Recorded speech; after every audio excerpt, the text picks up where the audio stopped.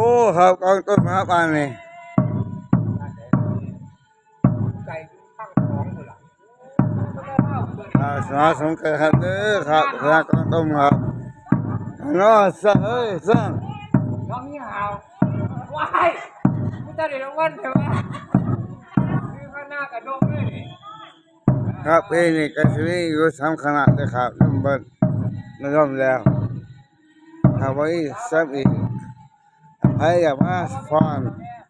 ก็มาได้ครับเด้อ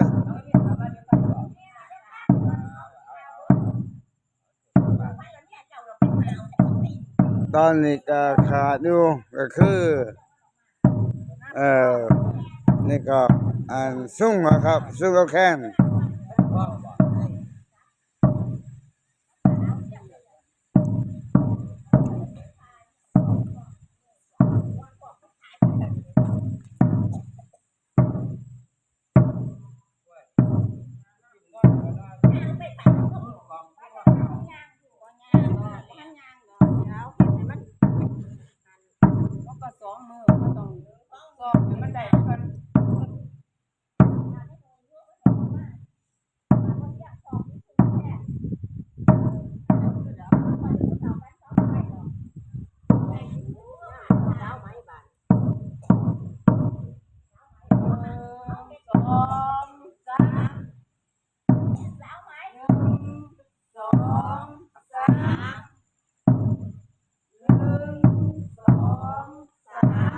นี่ไปทำไมนี่ไปทำไมสั่งไปสั่งไปสั่งไป